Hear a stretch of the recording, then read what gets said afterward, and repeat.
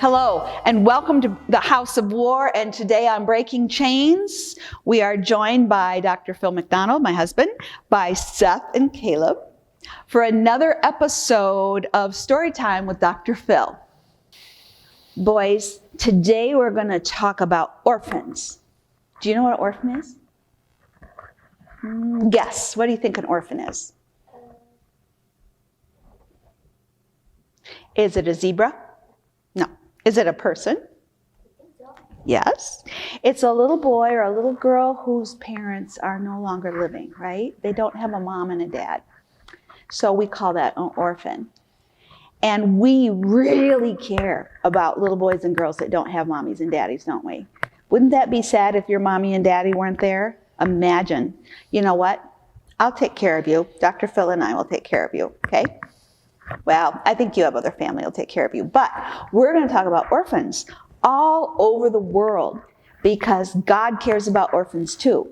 And so today we want to tell you some funny stories about orphans from different countries of the world. And one of the things we do for orphans is give them a coloring book. And I'm going to give you guys coloring books. And I want you to color the first page, not any page, just the first page. Oh, this one's already colored. So you get to color the next page. Okay, then we're going to write a story to an orphan here, and then we're going to give them this coloring book so they can have the whole coloring book and all the crayons to themselves. Long ago, when I met with some orphans in an orphanage far away from here on the other side of the world, I asked them, what do you get for Christmas? Caleb, what do you get for Christmas? Drone. Say it again. Drone. A drone. That is so awesome. Guess what they told me? There were 100 of them. And they were all, me, I want to tell you. And guess what? I said, okay, pick the youngest one. And I said, what'd you get? And he said, we all get one piece of candy and a cracker on our pillow. And he was so excited. And you know what? I'm a mommy, and that made me really sad. Why did it make me sad? Would you be sad if you only got one piece of candy and yeah. And I thought about all the toys that my kids have had for years and years and years. You know, like those Happy Meal toys that you take home from McDonald's and you break them in 10 minutes. And so we decided that we were going to start giving them coloring books and Happy Meal toys. And we're going to talk about that later. But right now I'm going to give you a coloring book and I'm going to give you some crayons. And one for you, and this for you. And we're going to talk about orphans, because guess what? Many years ago, Dr. Phil and I were visiting an orphanage, and he did something. He broke some really important rules. And I want him to tell you the story about what he did, okay?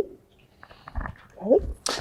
So, you guys just said that math's your favorite subject in school, right? Okay. Well, we're going to do a real quick geography lesson. Here's our globe. This is the world we live on.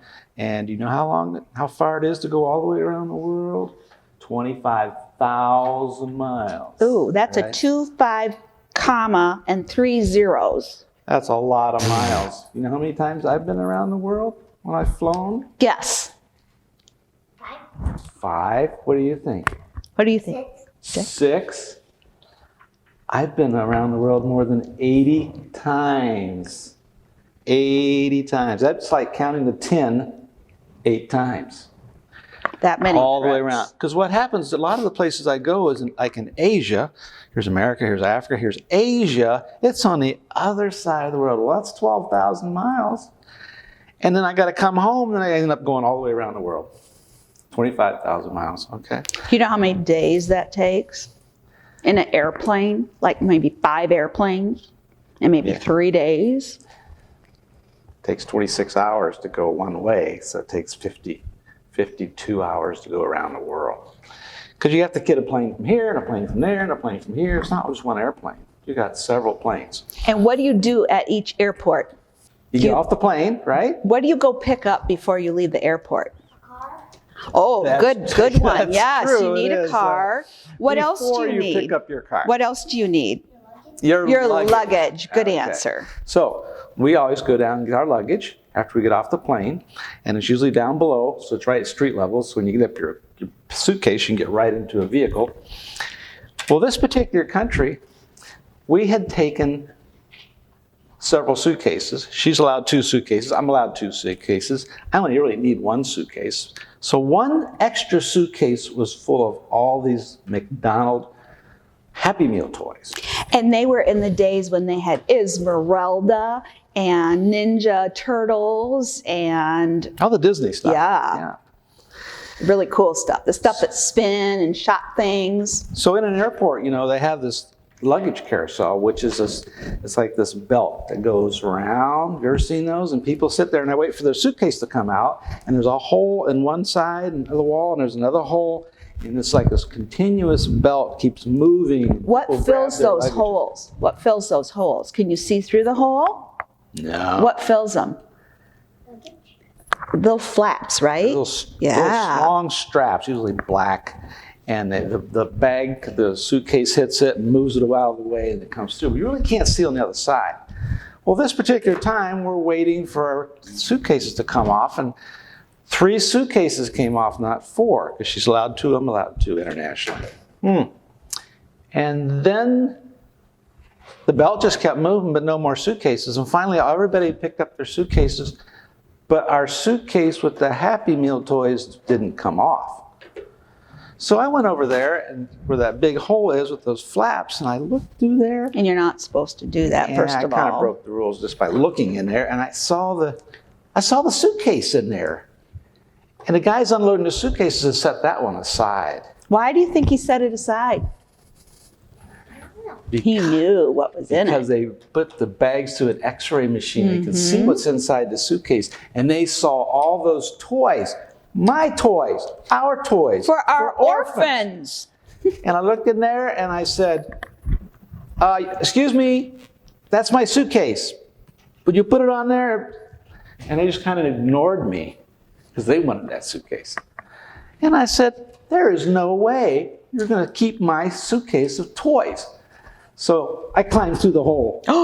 And I went in there. That's against the rules. I broke the rules. I went in there, I grabbed my suitcase, the belt was still moving, I put it on the belt, and I got down behind it, and we just saw the suitcase, and I came through the flaps, and we just kept coming out.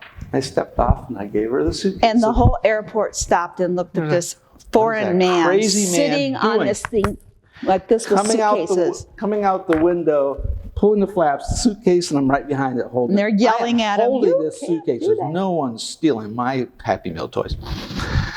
We actually made it. So when we got to the orphanage, we lined all 100 kids up in a row by youngest to oldest. And we let the youngest go first. Why do you think we did that? Your brothers. Why do you think we let the youngest go first? There were big kids, like teenagers, and then there were little kids, like 3 or 4 even littler than Caleb. Who do you think would get the best toys? Who would know the most about toys? The older kids, absolutely. So we let the little kids go first because they didn't know. They just took a toy, right? And then we got to this point where we looked over and there was a grown-up that had taken a toy. Yeah, so the man leading our group was a professor at a university, he's a teacher, right, at a college. And he has this one little McDonald's toy. Now, it was Sheriff Woody. And then he was put in his pocket. And I went over to the professor and I said, hey, wait. Is that for your daughter? And he pulls it out and he goes, what, this? No, this is for me. I said, but you're a grown-up. Well, I never got a toy like this when I was a kid. Good point. The man has a PhD from Australia and never had toys as a kid because he's grown up in a developing country. I said, well, enjoy Sheriff Woody. But you know what? That man thought we were funny. He's like, you're giving toys to orphans. And then when we got there, he wanted them himself. He was like in his 30s. Older. So we want to talk to you, I want to talk to you about one of the things that we do for babies, little people that don't have mommies and daddies, orphans. So one of the things I do with my grandkids is we collect, Dr. Phil doesn't like coins in his pocket. Does your dad like coins in his pocket? Usually. Usually? Okay, good. I'm glad to hear that because I don't. he doesn't like them. And he like sets them aside and they're all over the house. I come in door after I get out my car. First thing I do is I empty my pocket, put the change right in there. So we have these baby bottles at this building here that we let people take, and kids, dads or moms can put their coins in here. And then we're going to take you downstairs to the office where they count this stuff. We have a machine we're going to show you, and it's really fun. One time I brought my grandson in here, and he sat in front of that machine for an hour, and he put these in, and it just organizes them in dimes and pennies and nickels. And you know what? When my kids were little, the older brother played a trick on his younger brother. So normally when something's bigger, do you think it's worth more money? So what is this right here? What's that? Dime. A dime. And that's how many pennies? 10. Right. And what is this? Nickel. A nickel. What is that worth? 5. So which one is worth more? The dime. Yes. So what if your little brother thinks that because this is bigger, it's worth more money? You let him. So I had 3 boys, and do you know that my first 2 boys, they were really good friends, and the older brother would tell the younger brother, here, I'll let you have all the big coins, and I'll take your little coins. What was he doing? Twice as much money out of it. Is that like stealing? Yeah, he did that to his little brother as a trick. You wouldn't do that, would you? No, I I get my piggy bank. Couldn't get in your... High up. Oh. Oh, it's high up. Can't get your piggy banks high up. Now that makes sense. So we actually have a really big bottle like that. And there's a little boy that brings coins See? in this. Look at this size. You put your And he coins in can't even carry it. I can't even carry it. This thing is heavy. Ugh, good grief. Can you imagine how heavy this would be if it was filled with coins? You have to lift weights or something. How many broken crayons do you have at your house? A ton. So you know what you can do? We have this little thing at our store where you take all your broken crayons and you can send them to us if you want, and we have volunteers divide them into colors. Look at that. There's broken orange, broken red, broken yellow, broken black, broken green, all the different colors divided, right? And then you melt them. And this piece of paper tells you how to melt them. And you put them in this mold. What are those in the mold? What are those? Bears. And Chocolate sticks like that. Legos, yep. Maybe And then what is this? car. A car and a rocking horse. And then you put them in there, and when they get hard, then we give them with the coloring book to the orphans. So they get crayons that are brand new from your old broken stuff. We recycled them. Yeah. And so, oops, that's something you can do. And that's in one of our kits called Social Justice, which is a big fancy word for help the orphans, right? Give them something fun to play with. So that's our story for today. And I want to take you downstairs and have you look at the machine where the coins are sorted, okay? We'll start with the youngest, right? You get to go first because you're the youngest. That's how it works. Yep, put them on the top and watch what happens. Oh, there went the pennies. See that? Put them in. Watch. Isn't that awesome? Now do this. You do yours. Here you go. I want one. Give them a hand.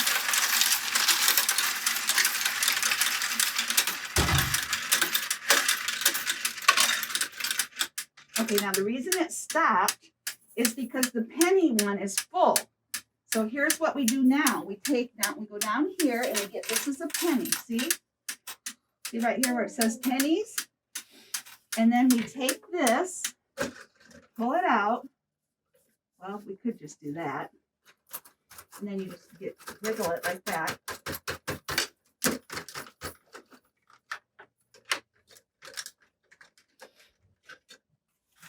Wiggle it like that, see? Then turn it upside down and fold this down like that. See that? My dad has these things. Yeah. And there, it counted it for you. Isn't that awesome? So then we put this back in here and shove it back in, and it keeps going. Look at that. Ooh, isn't that fun? It's eating them. It's eating them like a monster. It's a monster.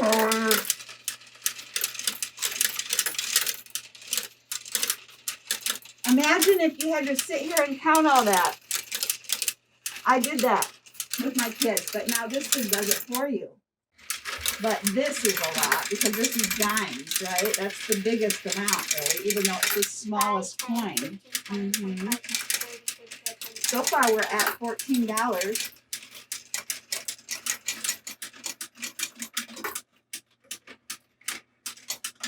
There's a lot of pennies.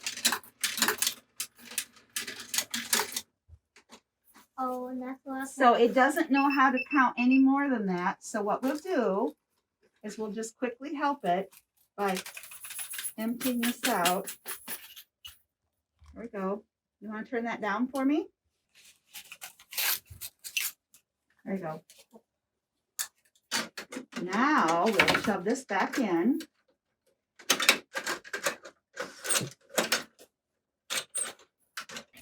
Okay, what we're going to do is we're going to stop it. We're at 30, almost 31. So here's what I want you to know. Because I want to thank you for everything you did to help me with orphans, I'm going to give you $5. And I'm going to give you $5 from Dr. Phil's money. You get to go to the dollar store and buy 5 things for yourself, okay? Thank you. Thank you for your help. Good job, guys. Thank you for joining us today on Breaking Chains. Be sure to like and subscribe on YouTube. Share and comment below that you have shared on Facebook if you want to be entered into this week's giveaway, which is that social justice kit that you can look at and make your own or share with us. So, from our house to yours, this means war.